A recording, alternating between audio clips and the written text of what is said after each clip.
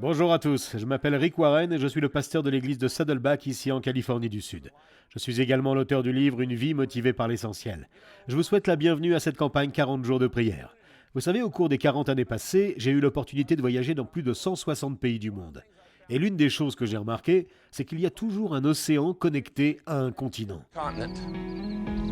J'ai noté également que sur chacun de ces continents, il se trouve des gens qui prient. C'est en fait un réflexe inné présent en chaque être humain. Bien entendu, tout le monde ne prie pas le seul vrai Dieu. Certains prient des idoles, d'autres des ancêtres, ils s'adressent à eux-mêmes, mais tout le monde prie. Pourquoi cela? Parce que nous avons été créés à l'image de Dieu et que nous avons reçu la capacité de communiquer avec Dieu.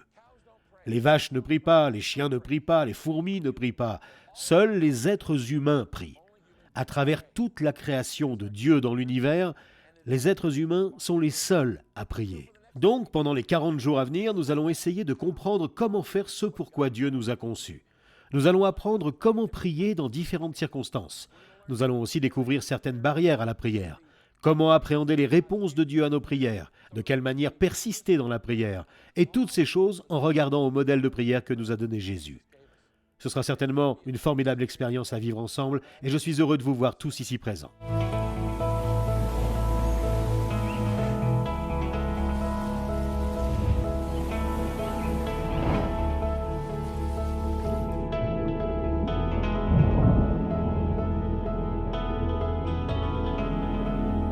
Au cours de cette session, je voudrais parler du but de la prière. Pourquoi prions-nous? Et pourquoi la prière est-elle si importante pour Dieu? Pourquoi déterminer toujours comment, quand et combien de temps? C'est la partie la plus importante de la prière, savoir pourquoi vous priez. Rappelez-vous aussi que la prière est l'idée de Dieu. S'il ne voulait pas vous entendre, il ne vous inviterait pas à prier. Dieu veut vous entendre lui parler parce qu'il vous aime.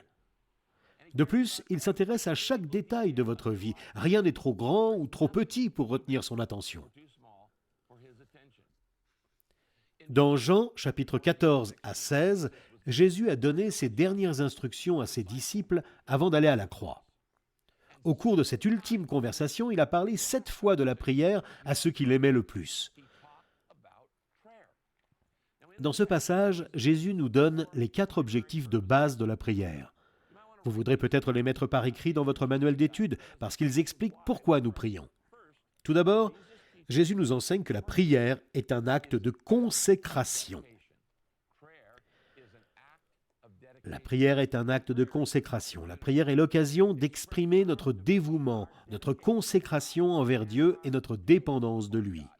C'est un acte par lequel nous nous consacrons et affirmons « Seigneur, j'ai besoin de toi, je cherche auprès de toi les réponses, je compte sur toi, Seigneur, je suis consacré à toi. » Savez-vous quel est le plus grand obstacle à la prière dans votre vie personnelle? C'est l'orgueil. C'est l'orgueil, c'est votre autosuffisance. Nous pensons que nous pouvons tout faire par nous-mêmes et donc nous ne nous sentons pas dépendants de Dieu. Nous ne pensons pas avoir besoin de son aide. Et depuis Adam et Ève, nous avons largement surestimé nos propres aptitudes. Nous pensons « je n'ai pas besoin de prier parce que je peux gérer mes problèmes moi-même ». Vraiment? Et comment concrètement? Je veux dire, comment cela fonctionne-t-il réellement pour vous? Si vous voulez prier, cela vous coûtera votre orgueil. Vous devrez être honnête devant Dieu et admettre « je suis insuffisant, je suis incapable, j'ai besoin de ton aide dans cette situation ». Tant que vous pensez que vous vous autosuffisez, tant que vous croyez avoir tout compris, la prière n'aura que peu de signification pour vous. Mais quelqu'un a dit un jour, ce n'est que lorsque vous arrivez au bout de vous-même que vous arrivez au commencement de Dieu. La prière est donc un acte de consécration. C'est une consécration de notre dépendance de Dieu. Nous disons, Père, je déclare ma déclaration de dépendance. Pas l'indépendance, mais bien la dépendance. C'est notre façon de dire, cela prouve que je dépends de toi. Plus vous priez, plus vous serez dépendant de Dieu. Moins vous priez, plus vous dépendrez de vous-même. Dans Jean 15, Jésus parlait de dépendance quand il dit « Je suis le cep, vous êtes les sarments. Celui qui demeure en moi et en qui je demeure porte beaucoup de fruits, car sans moi, vous ne pouvez rien faire. » Notez qu'il ne dit pas peu, mais bien rien. Si quelqu'un ne demeure pas en moi, il est jeté dehors comme le sarment, et il sèche. Puis on ramasse les sarments, on les jette au feu et ils brûlent. Si vous demeurez en moi, autrement dit, si vous restez dépendant de moi, et que mes paroles demeurent en vous, vous demanderez ce que vous voudrez et cela vous sera accordé. Il dit, si tu décides vraiment de dépendre de moi, tu pourras me demander tout ce que tu veux et je te le donnerai. C'est une promesse incroyable dans la prière. Mais tout dépend de votre consécration à Dieu. Restez connecté à lui comme un sarment sur un cep. Voici à présent le deuxième but ou objectif de la prière. La prière est un acte de communication. La plupart de nos problèmes dans la vie, si vous y réfléchissez bien, sont des problèmes de communication, n'est-ce pas? Je veux dire la communication avec votre conjoint, votre femme ou votre mari, vos parents, vos amis, la communication dans votre travail. En fait, la plupart des problèmes dans la vie viennent d'une faible communication. C'est ce qu'affirme la Bible. Vous ne pouvez comprendre personne, votre conjoint ou quelqu'un d'autre, à moins de communiquer avec eux. Il en va de même avec Dieu. Vous ne pouvez comprendre Dieu, vous ne pouvez connaître la volonté de Dieu pour votre vie si vous ne communiquez pas avec lui. Il est donc vital que vous appreniez à communiquer avec Dieu dans votre vie personnelle et spirituelle. La prière est un acte de consécration qui montre votre dépendance, et la prière est un acte de communication qui montre votre prise de contact. Vous ne pouvez donc communiquer avec une personne à moins d'être en relation avec elle. Réfléchissez à cela. Vous ne pouvez savoir comment communiquer correctement si vous ne savez pas quelle relation vous avez avec la personne avec laquelle vous essayez de communiquer. Posons-nous donc cette question. Quelle est notre relation avec Dieu? Eh bien, dans Jean 15, Jésus dit ceci. C'est l'un des versets les plus surprenants de la Bible. « Je ne vous appelle plus serviteur, parce que le serviteur ne sait pas ce que fait son Seigneur. Mais je vous ai appelé ami, parce que je vous ai fait connaître tout ce que j'ai appris de mon Père. Ce n'est pas vous qui m'avez choisi, mais c'est moi qui vous ai choisi, et je vous ai établi afin que vous alliez, que vous portiez du fruit, et que votre fruit demeure. Alors, ce que vous demanderez au Père en mon nom, il vous le donnera. » Réfléchissez à ce verset. Jésus nous dit que vous pouvez tout demander dans la prière parce que vous êtes son ami. N'est-ce pas incroyable? Que le Dieu qui a créé tout l'univers dise « Je ne veux pas vous traiter en serviteur, je ne veux pas vous traiter en esclave, je veux vous traiter en ami. » Et nous avons même une plus grande invitation que cela. Comme si ce n'était pas suffisant, Dieu vous dit « Tu es mon ami, tu peux avoir accès à moi quand tu veux. » Nous avons une plus grande invitation dans ce même passage. Vous êtes invités à converser avec le Créateur de l'univers et directement à l'étage le plus haut. Autrement dit, vous ne travaillez pas avec un petit bureaucrate au ciel. Vous n'allez pas devoir passer par un intermédiaire ou un ambassadeur. Vous n'aurez pas besoin d'un médiateur dans votre relation avec Dieu. Dieu dit « Je suis le roi des rois, je suis le Seigneur des seigneurs. Tu es mon ami, donc tu as accès direct à la salle du trône. Et je veux parler avec toi. » C'est cela la prière. Quel privilège! Permettez-moi de vous donner le troisième pourquoi, la troisième raison, le troisième but de la prière. La prière est un acte de supplication. La supplication est un terme biblique qui signifie simplement faire une demande. Dans l'Épître aux Philippiens, la Bible dit « Ne vous inquiétez de rien, mais en toute chose, faites connaître vos besoins à Dieu par des prières et des supplications, dans une attitude de reconnaissance. Et la paix de Dieu qui dépasse tout ce que l'on peut comprendre gardera votre cœur et vos pensées en Jésus-Christ. » Comprenez bien ceci. Quand vous apprenez la supplication dans la prière, comment demander, comment faire une requête, le résultat de vos supplications ou de vos demandes, de vos requêtes de prière, sera la paix de l'esprit. Cela ne vous semble pas beau? Dans Jean 16, Jésus dit « En vérité, je vous le dis, tout ce que vous demanderez au Père en mon nom, il vous le donnera. » Il dit « Jusqu'à présent, vous n'avez rien demandé en mon nom. Demandez et vous recevrez afin que votre joie soit complète. » Avez-vous bien compris? La motivation de Jésus est de vous voir rempli de joie. Il veut que vous soyez heureux. Il veut que vous ayez une relation avec Dieu. Dieu dit, tu vas être heureux parce que tu vas me demander et je vais te répondre.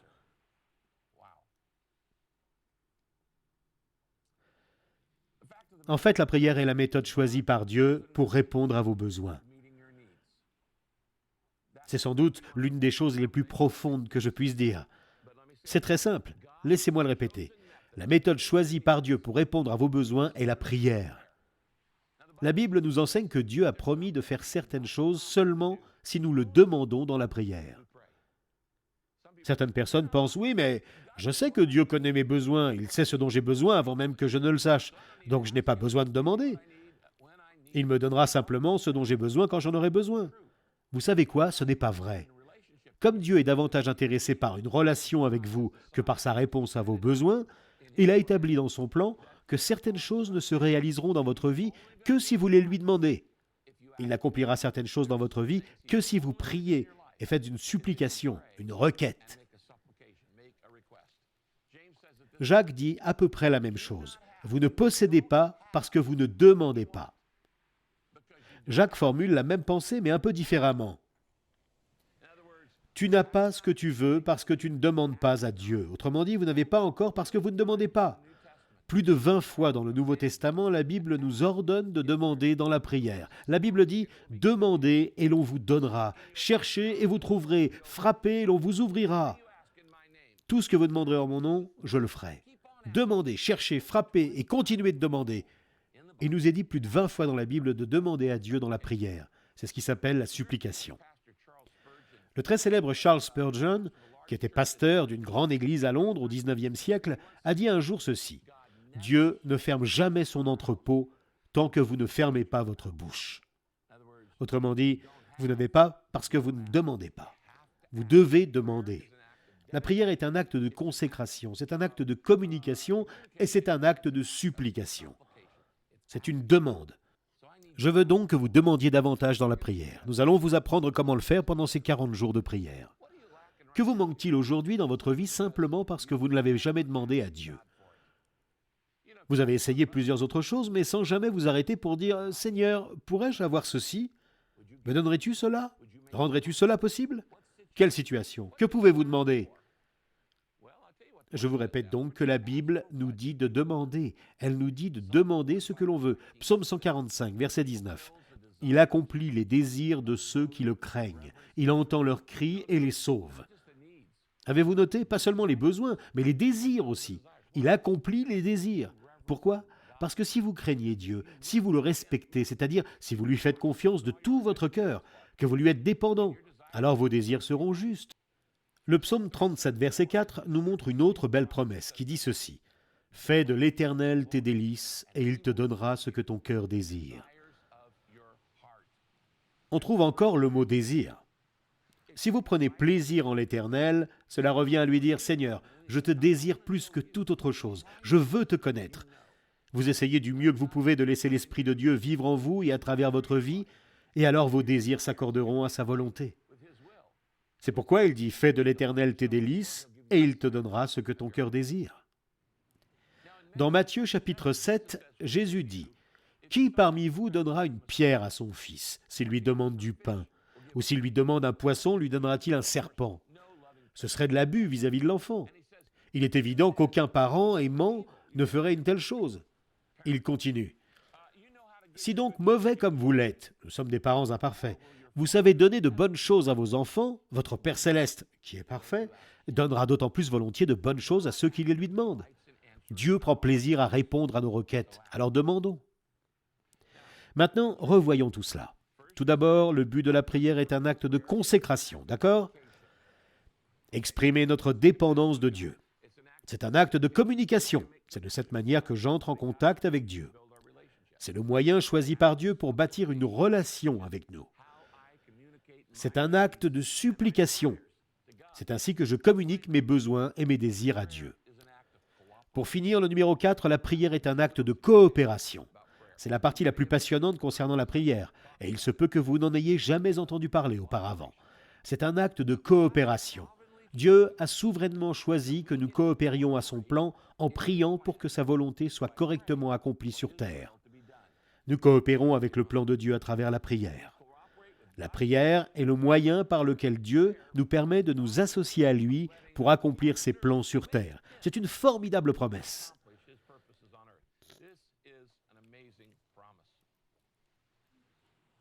Le verset le plus remarquable de la Bible est probablement Jean 14, verset 12, où Jésus dit ceci. « En vérité, je vous le dis, celui qui croit en moi fera aussi les œuvres que je fais, et il en fera même de plus grandes, parce que je vais vers mon Père. » Bien, je dois admettre que s'il y a un verset dans la Bible que j'ai toujours eu du mal à croire, c'est bien celui-là. En effet, je ne me suis jamais vu accomplir des choses plus grandes que ce que Jésus faisait. Et c'est probablement votre cas à vous aussi.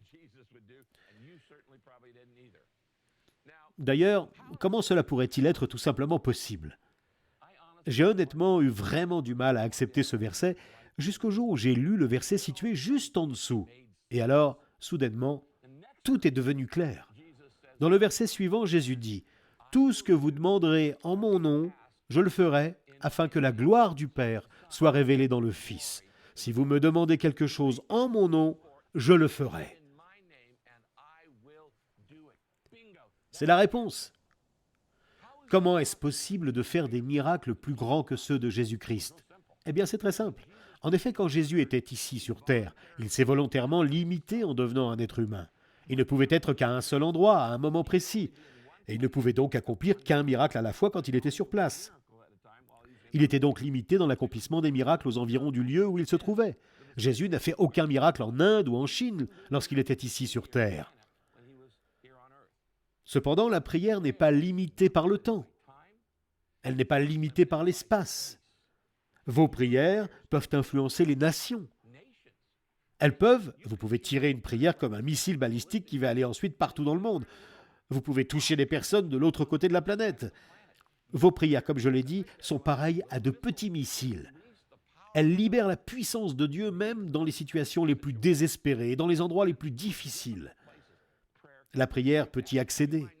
Il est possible que vous ne puissiez aller sur place, mais vous pouvez envoyer une prière là-bas. Et vous pouvez toucher un homme ou une femme dans un pays fermé, ou le cœur endurci d'un sceptique, peu importe. La prière rend possible l'impossible.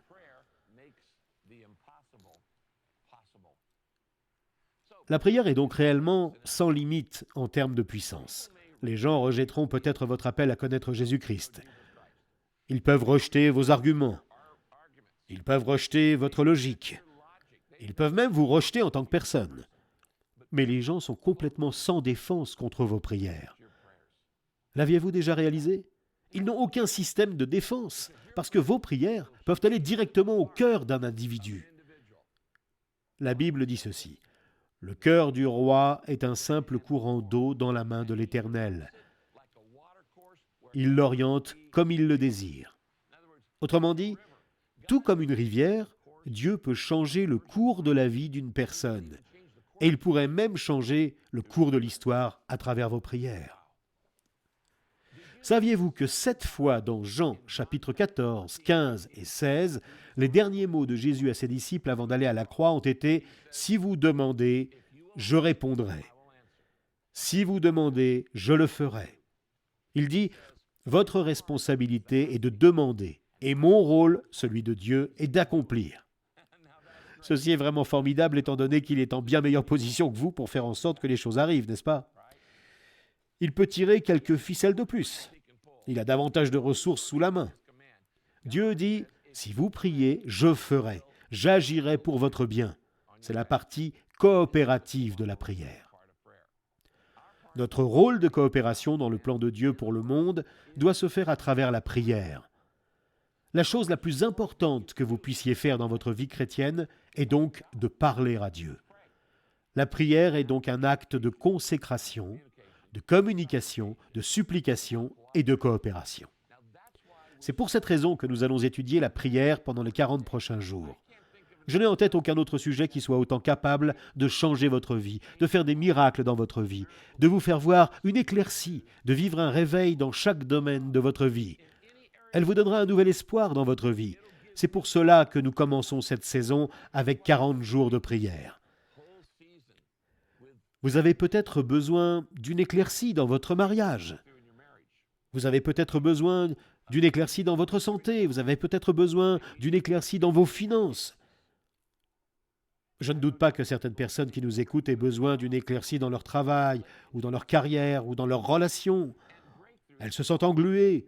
Or, une éclaircie commence toujours par la prière. Prière et espoir vont donc de pair. Réveil et prière marchent de pair. Permettez-moi de vous poser une question très personnelle. Que vous manque-t-il en ce moment dans votre vie simplement parce que vous ne l'avez pas demandé à Dieu? Vous n'avez jamais demandé. De quelle éclaircie avez-vous besoin? La réponse tient en un mot. Demandez.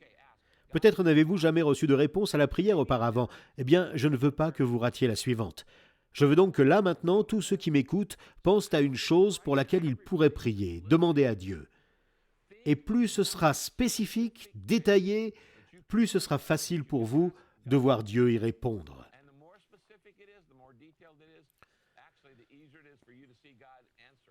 Donc, qu'avez-vous en ce moment à l'esprit? Quelle idée vous vient en premier à l'esprit en ce moment? Qu'est-ce qui vous inquiète? Quel est votre plus grand besoin aujourd'hui? Vous dites, vous croyez vraiment que cela pourrait intéresser Dieu? Fais de l'Éternel tes délices et il te donnera ce que ton cœur désire. Qu'aimeriez-vous demander à Dieu? En ce moment même, laissez une chose surgir à votre esprit. Parce que je crois que parmi les milliers de personnes qui écoutent ceci en ce moment et qui vivent toutes sortes de situations différentes, Dieu veut répondre à votre prière. Et je crois que Dieu va répondre à vos prières de bien des manières au cours des 40 prochains jours. J'espère que votre espoir grandit en vous en ce moment, parce que nous voulons croire ensemble que Dieu peut répondre à votre requête personnelle. Je crois réellement que de toutes les séries que j'ai enseignées sur des sujets motivés par l'essentiel, que ce soit des leçons, des cours ou des programmes, cette série peut changer votre vie pour toujours. Alors êtes-vous prêts? Prêt à demander? Êtes-vous prêt à découvrir un nouveau niveau de prière? Prions ensemble, d'accord? Pourquoi ne baisseriez-vous pas vos têtes à présent pendant que je prie avec vous et pour vous? Maintenant que vos têtes sont baissées, dites cette prière dans votre cœur. Père, je veux voir des éclaircies se produire dans ma vie. Des miracles, des choses qui ne peuvent être expliquées par mes propres efforts. Il y a des domaines dans ma vie où j'ai perdu l'espoir. Il y a des domaines dans ma vie dans lesquels j'ai besoin d'un renouveau. Il y a des domaines dans ma vie où j'ai besoin d'une éclaircie, d'un miracle. Et je veux voir des situations impossibles rendues possibles par la prière. Dieu a donné de multiples promesses que nous venons d'examiner dans cette première session. Et nous en avons bien d'autres à voir. Mais comme Dieu a fait ses promesses, je veux que vous les lui demandiez maintenant. Dites simplement « Maintenant, Père, je te demande » et vous finissez la phrase. Dites « Père, maintenant, du fait de ta promesse, je te demande » et ensuite vous faites votre requête à Dieu.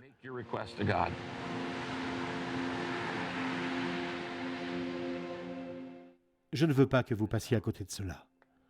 J'aimerais que vous priez ainsi.